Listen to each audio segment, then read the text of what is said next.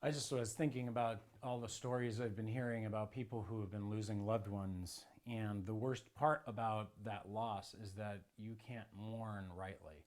There's something powerful about a funeral. There's something powerful about gathering as a community and as a family to honor the loved one and to remember their life and to celebrate who they were. And to be quite honest, there's a lot of people right now who don't get that opportunity. And I want to encourage you with a verse today. It's the shortest verse in the New Testament. I think the one we probably all memorized early on. It's in John chapter 11, and it is very simply stated that Jesus wept in verse 35. I find this a fascinating verse because Jesus is weeping over his friend Lazarus, who he's about to raise in less than like 4 lines in the text.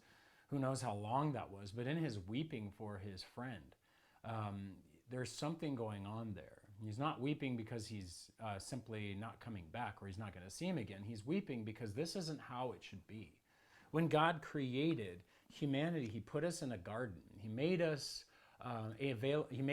people available to the fruit of life, the tree of life. We were supposed to live forever. In fact, Solomon in the book of Ecclesiastes reminds us that eternity is bound up in our hearts. And so when Jesus is weeping, he's weeping over the fact that the world is broken. He's weeping over more than just our death. He's weeping over the whole reality of a broken and destroyed world in sin. And so if you are mourning today and you don't feel like you can mourn rightly, you can't. But there is one who mourns with you. There is one who can meet you and will weep with those who weep, even when you can't do so with someone else. And that is Jesus. Our God is a God who understands suffering. He's a God who understands our pain. And he's a God who stepped into our suffering and into our pain there on the cross. But he didn't leave it there. He was a resurrection. Just as he resurrects Lazarus, so he will resurrect us in our pains and in our messes. But that's a future state, and we'll talk about that later. But right now, I just want to remind you that there is a God who wants to meet with you in your pain. He wants to weep with you. And maybe it's important today that as you bow your head in prayer, that you imagine and you bring your imagination to bear that Jesus is coming alongside of you to weep with you, to hurt with you, maybe there to recount your loved one.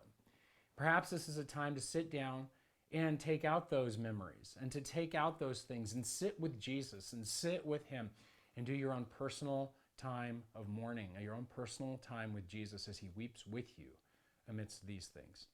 And I want to encourage you, if you know someone who's in that state, to be praying for them and to weep with them as well. You know, in this time where mourning isn't going to work right and the world is broken, you have a God who sees you. So let me pray for you right now. God, Jesus, I ask that you come alongside them. As I know you do, you're present with them right now, to weep with those who are weeping, to hurt with those who are hurting. And God, would you allow them to feel your presence, to know that you're there with them in their tears. You're there with them in their hurting because this is a broken world and you love them and you love their loved one. I pray that you would just help them now in Jesus' name. Amen.